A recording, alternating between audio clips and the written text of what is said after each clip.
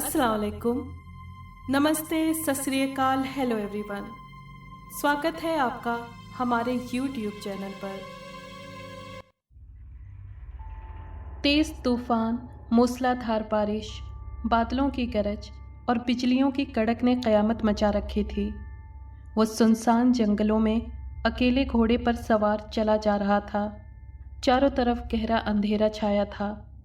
सिर्फ थोड़ी थोड़ी देर से चमकने वाली बिजली अंधेरे रास्तों में उसे राह दिखाने का काम कर रही थी। वो बहुत परेशान था। उसे किसी ऐसी जगह की तलाश थी जहां पनाह लेकर वो इस क़यामत पैदा करने वाली बारिश और तूफ़ान से महफूज रह सकता, सुरक्षित रह सकता। उसे बस इतना मालूम था कि करीब ही एक छोटा सा गांव आबाद है जिसका नाम कोफानी है। थोड़ी कोशिश और तलाश के बाद आखिर काउंट फरसन गांव तक पहुंचने में कामयाब हो गया, लेकिन उसे सराय तलाश करने में बड़ी परेशानी हुई। ये सराय क्या थी? एक छोटा सा एक मंजिला पुराना मकान था जिसके एक तरफ मुसाफिरों के घोड़ों के लिए अस्तबल बना हुआ था और दूसरी तरफ छोटे छोटे कमरे थे। सराय का दरवाज़ा खुला हुआ था। काउंट जब सराय में दाखिल हुआ तो सामने ही सराय का मालिक और उसकी बीवी नजर आई, जो अंगीठी की आग के आसपास बैठे थे। बाहर आंगन में बारिश का पानी जमा हो रहा था। शायद इस दिन के लिए काउंट फरसन ही इकलौता मुसाफिर था, इसीलिए सराय वाले ने बड़ी गर्मजोशी से उसका वेलकम किया। काउंट को उसने फौरन एक अच्छे से कमरे में पहुंचा दिया और उसके घोड़े को, जो काफ़ी थका हुआ था और लंगड़ा रहा था, अस्तबल में बांध दिया। इस बीच सराय वाले की बीवी ने काउंट के कमरे में आग रोशन कर दी और उसके लिए खाना गर्म करने की तैयारी करने लगी। सराय वाले ने जल्द ही एक साफ सुथरा बिस्तर पलंग पर लगा दिया। काउंट के सारे कपड़े पानी में भीग चुके थे, इसीलिए उसने सराय वाले के दिए हुए कपड़े पहनकर उन्हें आतिशदान के करीब सूखने के लिए रख दिए। जैसे तैसे थोड़ा सा खाना खाकर उसने दोनों का शुक्रिया अदा किया, कुछ सिक्के उनके हवाले किए और कमरे का दरवाज़ा अंदर से बंद करके बिस्तर पर लेट गया। 60-70 मील का लंबा सफ़र तय करने की वजह से थकन से उसका बदन टूट रहा था। बिस्तर पर लेटते ही वो बेखबर हो गया। आधी रात के करीब अचानक काउंट की आंख खुल गई। कमरे में खूब अंधेरा छाया हुआ था। बारिश और तूफान का शोर काफ़ी थम गया था, क्योंकि काउंट को उसका शोर अब नहीं सुनाई दे रहा था। कुछ लम्हे वो आंखें फाड़ फाड़ कर कमरे में देखने की कोशिश करता रहा, लेकिन अंधेरा ऐसा था कि उसे कुछ नज़र नहीं आया। आखिर उसने उठकर कमरे की छोटी खिड़की खोल दी। पिछले पहर की चाँद की मध्यम सी पीली रोशनी कमरे में सरक आई। अब कमरे की हर चीज़ उसे साफ दिखाई दे रही थी। नरम और ठंडी हवा का एक आवारा झोंका कमरे में उतर आया। काउंट लगभग 10 मिनट तक खिड़की से झांकता रहा। फिर अचानक चाँद काले बादलों की ओट में छुप गया और दूर किसी कुत्ते के भूखने की आवाज़ सुनाई दी। काउंट दोबारा बिस्तर पर लेट गया। अभी बिस्तर पर गए उसे कुछ लम्हे हुए होंगे कि कमरे की मध्यम रोशनी में एक सफ़ेद सा साया उभरता हुआ नजर आया। काउंट जमी नज़रों से उस सफ़ेद साये को देखता रहा। धीरे धीरे साया एक ऊंचे कद के इंसानी साये में बदल गया। उसका ड्रेस सर से पांव तक सफ़ेद था, बर्फ़ की तरह सफ़ेद और उजला। सबसे पहला ख्याल जो काउंट के दिमाग में आया वो ये था कि इस तरह अचानक ज़ाहिर होने वाला ये शख्स कोई चोर है जो उसकी मौजूदगी की खबर पाकर उसे लूटने आया है। ये ख्याल आते ही काउंट के हाथ तेज़ी से सरहाने रखे हुए मेज़ की ड्रॉर की तरफ बढ़े, जहां उसने सोने से पहले भरा हुआ पिस्तौल रखा था। अभी उसकी उंगलियों ने पिस्तौल को छुआ ही था कि बिस्तर के करीब खड़े हुए शख्स ने कहा, देखिए, मैं रिक्वेस्ट करता हूँ कि पिस्तौल मत चलाइए। आप मुझे कोई नुकसान नहीं पहुँचा सकते, बल्कि पिस्तौल चलाकर आप खुद ही मुसीबत में फंस जाएंगे। ज़रा खामोशी से मेरी पूरी बात सुन लीजिए। काउंट फर्सन उस सफ़ेद ड्रेस वाले अजनबी को ताज्जुब से देखने लगा। फिर उसने पूछा, तुम कौन हो और क्या चाहते हो? मैं एक मरा हुआ इंसान हूँ और मेरी लाश आपके पलंग के नीचे दबी हुई है। ये सुनते ही काउंट का दिल एक बार ज़ोर से धड़का और उसे अपनी रीढ़ की हड्डी में एक तेज़ सनसनाहट सी महसूस हुई। कुछ लम्हों तक वो कुछ नहीं बोल सका। उसे इस सिचुएशन की सच्चाई का अब भी पूरी तरह से यकीन नहीं हो रहा था। उसे लग रहा था वो कोई डरावना ख्वाब देख रहा हो, लेकिन नहीं, ये ख्वाब तो बिल्कुल नहीं था, क्योंकि उसकी नज़रों के सामने एक चलता फिरता इंसानी साया खड़ा था। आखिर काउंट ने हिम्मत करके पूछा, तुम मर चुके हो, तुम मुझसे क्या चाहते हो? पूरी डिटेल बताओ। मैं इसी गांव का रहने वाला एक बढ़ई था। अजनबी की ज़बान से अल्फाज रुक रुक कर निकल रहे थे। ये कपड़े जो इस वक्त मेरे जिस्म पर पड़े हैं उस वक्त भी थे जब इस सराय वाले और इसकी बीवी ने मुझे कत्ल किया। सराय वाले की बीवी उससे पहले मेरी बीवी थी, लेकिन मैं एक गरीब मज़दूर भला उसकी नित नई ख्वाहिशों, नित नई मांगों को कैसे पूरी कर सकता था। बस उसने सराय वाले से कहा कि अगर वो मुझे ख़त्म कर दे तो वो उससे शादी कर लेगी। सराय वाला एक अमीर आदमी है और उस औरत की वो सारी फरमाइशें पूरी कर सकता है जो मेरे बस से बाहर थीं। आखिर मुझे कत्ल करने का एक प्लान बनाया गया। एक रात मेरी बीवी ने बहाने से मुझे यहाँ इसी कमरे में ले आई। फिर उन्होंने धोखे से मुझे कोई नशे वाली चीज़ पिला दी। जब मैं अपने होश खो बैठा तो उन्होंने मुझ पर लंबे चाकू से हमला कर दिया। मेरी गर्दन और पीठ पर चाकू से वार किए, यहाँ तक कि मेरी जान निकल गई। मरते वक्त मैंने उनसे कहा था कि मैं उनसे बदला ज़रूर लूँगा, लेकिन मेरी इस बात पर दोनों हंस पड़े थे। और फिर इसी कमरे में फर्श खोद कर खून से लथपथ कपड़ों समेत मुझे दफन कर दिया गया और बाद में दोनों ने शादी कर ली। मेरी आत्मा को अभी तक सुकून नहीं मिला। मैं उनसे अपने कत्ल का बदला लेना चाहता हूँ और जब तक बदले की ये आग ठंडी नहीं होगी मेरी आत्मा इसी तरह परेशान और बेचैन रहेगी।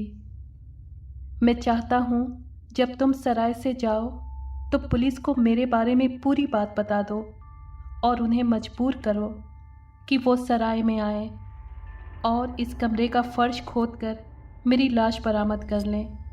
मेरे जिस्म पर चाकुओं के कई निशान अब भी मौजूद हैं और कपड़ों पर खून के धब्बे भी नज़र आएंगे। मुझसे वादा करो कि उन्हें उनके जुर्म की सज़ा दिलवाने के लिए तुम ये सब करोगे। काउंट फर्सन खामोश जमा सा लेटा परेशान आत्मा की कहानी सुन रहा था। उसका दिमाग अभी तक किसी ख़ास नतीजे पर नहीं पहुंच सका था। बार बार यही सवाल उसके दिमाग पर हथौड़े बरसा रहा था कि क्या मरने के बाद भी किसी इंसान की आत्मा दुनिया में वापस आकर किसी जिंदा और जानदार इंसान से बात कर सकती है। आखिर बड़ी कोशिशों के बाद उसने अपने होश सही किए और लड़खड़ाती हुई आवाज़ में कहा, जैसा तुम कहोगे मैं वैसा ही करूँगा। ओह, हा। आत्मा ने हल्का सा ठहाका लगाया और कहा, काउंट फर्सन, डरो मत, मैं तुम्हें कोई नुकसान नहीं पहुंचाऊंगा, लेकिन तुम्हें मेरी कहानी पर यकीन करना चाहिए। मुझसे गलत वादे मत करो। तुमसे पहले जितने लोग भी इस कमरे में ठहरे, मैंने उन सारे लोगों को अपनी कहानी सुनाई और सभी ने मुझसे वादा किया कि पुलिस को इस वारदात के बारे में खबर देंगे, लेकिन अफसोस किसी ने अपना वादा पूरा नहीं किया, क्योंकि सुबह जब उनकी आंख खुलती है तो रात की सारी बातें उन्हें सिर्फ एक भयानक ख्वाब लगता है और यहाँ से जाते ही वो सब कुछ भुला देते हैं। तुम भी मुझसे वादा कर रहे हो, लेकिन मैं जानता हूँ कि सुबह तक तुम भी इसे एक ख्वाब समझकर भूल जाओगे। लेकिन मैं साबित करूँगा कि ये ख्वाब नहीं सच्चाई था। अपना बायां हाथ मेरी तरफ बढ़ाओ। काउंट फर्सन हाथ बढ़ाते हुए कुछ हिचकिचाया। वैसे वो एक बहादुर और निडर किस्म का इंसान था, लेकिन आत्मा के सामने उसकी बहादुरी और हिम्मत सब जवाब दे चुकी थी। जब आत्मा ने दोबारा उसे हाथ बढ़ाने का हुक्म दिया तो काउंट फर्सन ने अपना बायां हाथ आगे कर दिया। उसकी उंगलियां कांप रही थीं। फिर उसे यूँ लगा जैसे उसका हाथ किसी सख्त और बहुत ही ठंडी चीज़ से छू रहा हो। काउंट के दिल में नफरत और घिनौनेपन का एक तेज़ जज्बा उभरा, लेकिन बावजूद कोशिश के वो अपना हाथ हटा नहीं सका। उसे लगा जैसे कोई चीज़ उसकी उंगली में फंसाई जा रही हो, लेकिन वो उसे देख नहीं सका।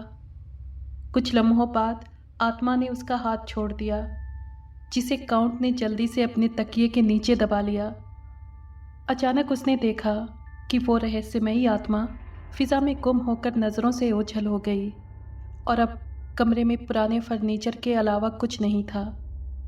फिर काउंट फर्सन पर अचानक बेहोशी छाती चली गई और कुछ देर बाद वो गहरी नींद सो रहा था। सूरज की पहली किरण के साथ ही उसकी आंख खुली और रात का हादसा चलती फिरती तस्वीर की तरह उसकी नज़रों के सामने नाचने लगा। उसने कमरे के दरवाजे पर नज़र डाली। बिलाशुबा दरवाजे की चिटकनी अंदर से लगी हुई थी, जिससे साफ जाहिर था कि दरवाजे से न तो कोई अंदर आया और न किसी ने अंदर से खोला। रात को प्रकट होने वाले रहस्यमयी शख्स की सूरत और उसका सफ़ेद ड्रेस काउंट को अच्छी तरह याद था, और उसने जो कुछ कहा था उसका एक एक शब्द उसके दिमाग में था। उसने सोचा, क्या वाकई उसने रात को किसी भूत को इस कमरे में देखा था, या फिर उसी की तरह इस दुनिया का जीता जागता कोई इंसान था? नहीं, ये ज़रूर कोई भयानक किस्म का ख्वाब था। भला किसी मरे हुए इंसान की आत्मा इस कमरे में आकर उससे क्यों बातें करने लगी? शायद थकन की वजह से उसने ऐसा भयानक ख्वाब देखा है। ये सोचकर उसने सर को झटका दिया और दरवाज़ा खोलकर बाहर निकल आया। बाहर सराय वाले ने उसे बहुत रेस्पेक्ट से सुबह का सलाम पेश किया और बाथरूम तक उसे लेकर गया, जहां काउंट के लिए टब में गर्म पानी भरा रखा था। काउंट ने जब अपने हाथ पानी में धोए तो उसके हलक से एक हल्की सी चीख निकल गई। उसकी ये चीख इस वजह से नहीं निकली थी कि पानी बहुत गर्म था, बल्कि इसकी एक और वजह थी। काउंट ने अपने बाएं हाथ को गौर से देखा और डर और परेशानी की लकीरें उसके चेहरे पर फैल गईं। बाएं हाथ की उंगलियों में उसने वैसे तो 3 अंगूठियां पहन रखी थीं, लेकिन अब उनमें एक और अंगूठी चमक रही थी। वो फटी फटी नज़रों से उस चौथी अंगूठी को तकता रहा। ये अंगूठी बहुत पुरानी और बारीक छल्ले की तरह थी, जिसके ऊपर एक गंदा और डरावना सा पत्थर जड़ा हुआ था। खुदा रहम करे, ये अंगूठी मेरी उंगली में कहाँ से आई? काउंट बड़बड़ाने लगा। मुझे खूब याद है कि कल तक मेरी उंगली में 3 अंगूठियाँ थीं। ओ, ये चौथी अंगूठी पिछली रात उस बढ़ई की आत्मा ने मुझे पहनाई होगी। इसमें कोई शक नहीं। ये इस बात का सबूत है कि मैं कोई ख्वाब नहीं देख रहा था, बल्कि वाकई आत्मा मेरे कमरे में आई थी। डर और परेशानी से उसका सारा जिस्म सूखे पत्ते की तरह कांपने लगा। अब मैं क्या करूं? क्या मुझे पुलिस के पास जाना चाहिए? क्या पुलिस आत्मा की कहानी पर यकीन करेगी या मुझे पागल समझेगी? काउंट मुंह धोना भी भूल गया और वहीं खड़े खड़े उन रहस्यमयी और यकीन न करने वाले हालात पर गौर करने लगा। कुछ देर गौर करने के बाद आखिर उसने यही फैसला किया कि अंजाम चाहे जो भी हो, उसे पुलिस ऑफिसर से इस बात का जिक्र ज़रूर करना चाहिए, वरना पॉसिबल है वो आत्मा उसे कोई नुकसान पहुंचाए। उसने जल्दी जल्दी सारे काम निपटाकर नाश्ता किया और घोड़ा लेकर शहर रवाना हो गया। रोम पहुंचकर काउंट फर्सन सीधा अपने एक पुराने दोस्त से मिला जिसका नाम लेवन था और जो रोम में एक आला सरकारी ओहदे पर था। काउंट ने उसे पूरी कहानी सुना डाली। लेवन अच्छी तरह जानता था कि काउंट झूठ बोलने वालों में से नहीं। फिर भी उसने कहा, मेरे दोस्त, ये घटना बड़ी ही अनोखी और यकीन न करने वाली है।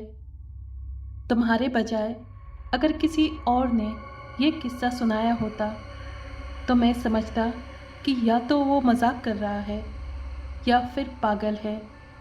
बहरहाल मुझे तुम्हारी बातों पर यकीन है। ज़रा मुझे वो अंगूठी दिखाओ जो बढ़ई की आत्मा ने तुम्हारी उंगली में पहनाई थी। काउंट ने लोहे की अंगूठी निकालकर उसके हवाले कर दी। लेवन उसे गौर से देखता रहा। उसकी पेशानी पर फिक्र की लकीरें उभर आईं। उसने कहा, मेरा एक छोटा भाई है। वो हीरे जवाहरात और अंगूठियों के नगीने के बारे में अच्छी जानकारी रखता है। मैं उसे बुलाकर ये अंगूठी दिखाता हूँ। थोड़ी देर बाद लेवन का छोटा भाई कैरल वहाँ आ गया। उसे अंगूठी दिखाई गई। अंगूठी देखते ही वो बोल पड़ा, ओ, ये अंगूठी तो कोफानी इलाके के लोग इस्तेमाल करते हैं। वहाँ बढ़ियों की बस्ती है और ये अंगूठी भी ज़रूर किसी बढ़ई की होगी। कैरल की ये बात सुनते ही काउंट और लेवन एक दूसरे को तकने लगे। उस वक्त तक उन्होंने कैरल को आत्मा की कहानी नहीं सुनाई थी। थोड़ी देर तक कमरे में खामोशी छाई रही। आखिर काउंट ने कैरल को भी ये कहानी सुनाई। कैरल ने पूरी बात सुनकर कहा, हमें फ़ौरन पुलिस कमिश्नर से मिलना चाहिए। ये कहानी सच्ची मालूम होती है। उसी वक्त तीनों घोड़ा गाड़ी से पुलिस कमिश्नर के ऑफिस पहुँचे। यहाँ एक बार फिर वही कहानी दोहरानी पड़ी और उस अंगूठी का मुआयना किया गया। पुलिस कमिश्नर ने पूरी कहानी सुनने के बाद कहा, खुदा की पनाह, ज़िंदगी में पहली बार ऐसी अजीबोगरीब कहानी सुनी है। आप लोग मुझसे ज़्यादा जानते हैं, इसलिए मैं इस कहानी को गलत नहीं कह सकता। मैं अपने सिपाहियों को आपके साथ कोफानी भेजने का हुक्म देता हूँ।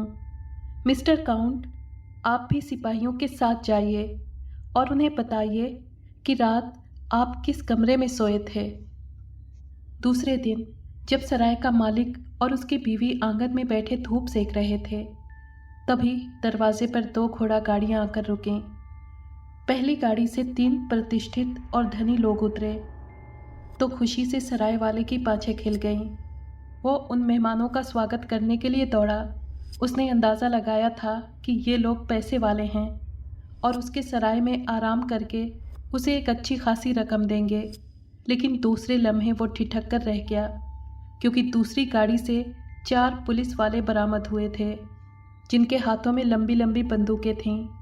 सराय वाले की बीवी डर से थर-थर कांपने लगी थी। उसने अपने शौहर से कहा, घबराना मत, इन्हें यहाँ आने दो, हमें डरने की ज़रूरत नहीं। सराय वाले ने जब काउंट फर्सन को देखा तो उसे बड़ा ताज्जुब हुआ, लेकिन उसने ज़बान से कुछ नहीं कहा, बल्कि बड़े नरम लहजे में सलाम किया और बोला, तशरीफ़ लाइए, सराय के कमरे आपके लिए तैयार हैं। पुलिस के सिपाहियों ने फ़ौरन उसे पकड़ लिया और कहा, तुम सराय में नहीं जा सकते, हम पहले तलाशी लेंगे। ज़रूर तलाशी लो। इस बार उसकी बीवी तनकर बोली, हमने कोई जुर्म नहीं किया, हम बिल्कुल बेगुनाह हैं। तुम हमारे खिलाफ कोई जुर्म साबित नहीं कर सकते। काउंट फर्सन और उसके साथी सराय में दाखिल हुए। सिपाही उनके साथ साथ थे। काउंट उन्हें सीधे उस कमरे में ले गया जिसमें पिछली रात वो ठहरा था। उसके इशारे पर सिपाहियों ने वजनी पलंग निकालकर बाहर रख दिया और कमरे का पथरीला फर्श खोदने लगे। सराय वाले की बीवी के चेहरे पर अब डर और परेशानी की सफ़ेदी छाने लगी थी। वो बेतहाशा रोने लगी, लेकिन सिपाही फर्श खोदने में बिजी रहे। आखिरकार एक लाश उन्होंने बरामद कर ली, जिसके सफ़ेद कपड़ों पर खून के बड़े बड़े धब्बे थे। लाश को देखते ही काउंट चीख पड़ा, यही है वो शख्स जिसे मैंने रात को देखा था। पुलिस ने सराय वाले और उसकी बीवी को गिरफ्तार कर लिया और लाश गाड़ी में डाल दी गई। उस वक्त तक गांव के लगभग सारे लोग वहां पहुंच चुके थे और बहुत हैरान थे। सराय वाले ने फौरन अपना जुर्म कबूल कर लिया और कहा कि उसने अपनी बीवी के कहने पर इस शख्स को चाकू मारकर हलाक किया है। रोम की बड़ी अदालत में मुकदमा चला। काउंट फर्सन ने वहां आत्मा को देखने की बात कही। कातिलों ने चूंकि जुर्म कबूल कर लिया था, इसलिए अदालत ने सराय वाले को सजाए मौत और उसकी बीवी को 15 साल कैद की सज़ा दी। जिस रोज़ सराय वाले को फांसी दी गई, उस रोज़ अजीब बात हुई। बढ़ई की अंगूठी जो काउंट की उंगली में अब तक मौजूद थी, अचानक गायब हो गई और जब उसने बढ़ई की लाश को दफन करने से पहले दोबारा देखा तो वही अंगूठी लाश के बाएं हाथ की तीसरी उंगली में पड़ी हुई थी। अगर आपको ये कहानी पसंद आई है तो प्लीज़ लाइक और शेयर करें और कमेंट बॉक्स में अपनी राय का इजहार कीजिए। अगर आपने हमारे चैनल को अभी तक सब्सक्राइब नहीं किया है तो प्लीज़ सब्सक्राइब कर लें और बेल आइकन को प्रेस कर दें ताकि आने वाली हर कहानी का नोटिफिकेशन आपको मिल सके। शुक्रिया।